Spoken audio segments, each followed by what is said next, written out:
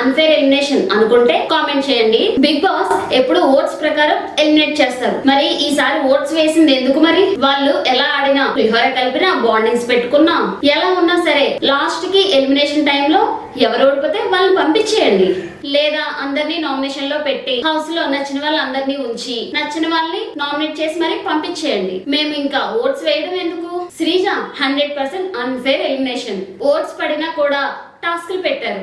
అలా కాదని వచ్చిన వైల్డ్ కార్డ్స్ ని డెసిషన్ చెప్పమన్నారు. అప్పటికే శ్రీజకి ఇద్దరితో గొడవైంది.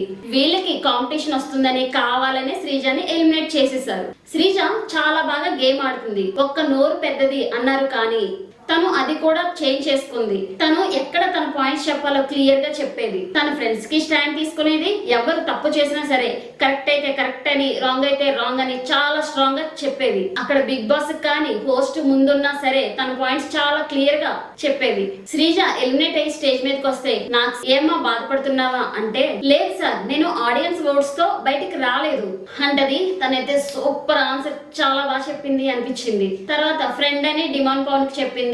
వీళ్ళకి ఆల్రెడీ ఒక ఫ్రెండ్షిప్ ఉందంట బయట. భరణి గారికి పెట్టింది. శ్రీజన్ టార్గెట్ చేసినట్టే అనిపించింది కొన్ని సిచ్యువేషన్స్ లో. థర్డ్ కళ్యాణ్ తన ఫ్రెండ్ సపోర్టర్ అని పెట్టింది. ఫోర్త్ సంజన గారు రియల్ అని ఇచ్చారు. సంజన గారు దొంగతనాలు చేసిన ఒకరి గురించి ఎప్పుడు వెనకతలు మాట్లాడలేదు.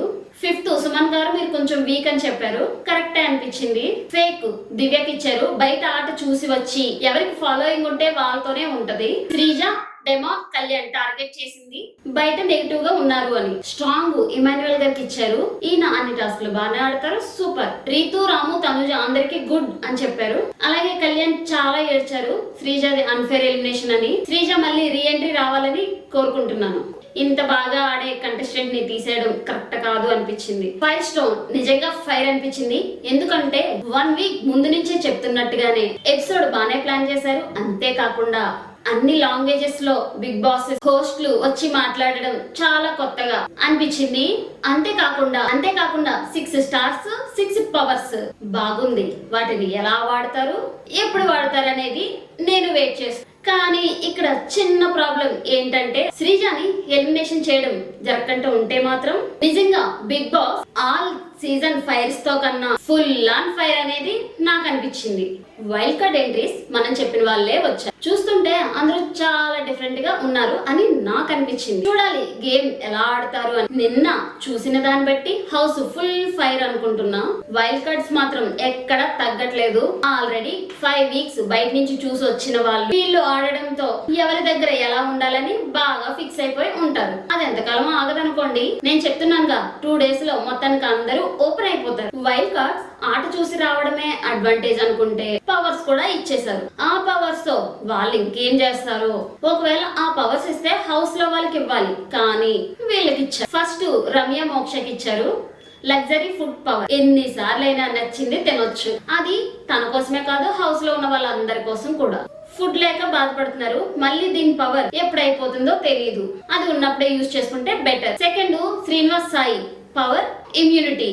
నామినేట్ అయితే నామినేషన్ లో లేకుండా ఉండడానికి యూజ్ చేయవచ్చు. అది తను ఒక్కరికే కాదు హౌస్ లో ఎవరినైనా సేవ్ చేయ. ఫస్ట్ రమ్య మోక్షకి ఇచ్చారు లగ్జరీ ఫుడ్ పవర్. ఎన్నిసార్లైనా నచ్చింది తినొచ్చు.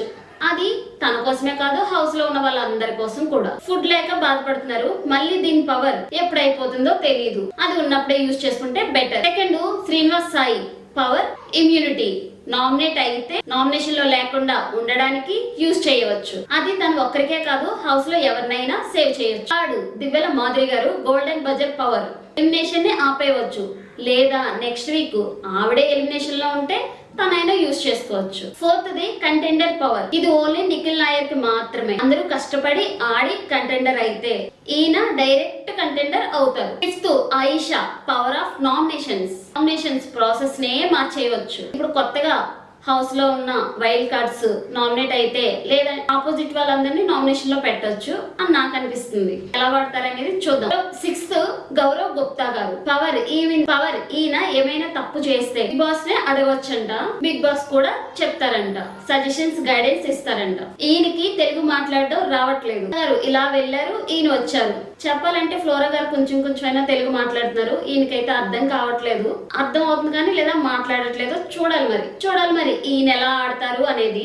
ఈ పవర్స్ చాలా బాగున్నాయి, వీళ్ళు కరెక్ట్ గా వాడుకుంటే బాగా యూజ్ అవుతాయి. చూద్దాం ఇక నుంచి వీళ్ళు ఎలా ఆడతారు. ఫస్ట్ ఫ్లోరా గారే ఎలిమినేట్ అయ్యి తన గురించి మాట్లాడాలి అంటే, తను హౌస్ లో ఉన్నన్ని రోజులు తన 100% ఎఫర్ట్ పెట్టారు. తెలుగు రాకపోయినా మాట్లాడడానికి ట్రై చేసేవారు, తన గేమ్స్ బాగానే ఆడేవారు. లాస్ట్ వీక్ అయితే చాలా బాగా ఆడారు. సంచాలక కొన్ని మిస్టేక్స్ చేసినా సరే స్ట్రాటజీస్ బాగా యూజ్. ఫ్లోరా గారు ఇన్ని రోజులు హౌస్ లో ఉండడమే గ్రేట్ అని నాకు అనిపించింది. ఓవరాల్ గా ఫ్లోరా గారు అయితే బాగానే ఆడారు. సబ్స్క్రైబ్ చేసేయండి, మిమ్మల్ని అండి చేస్తారుగా సబ్స్క్రైబ్.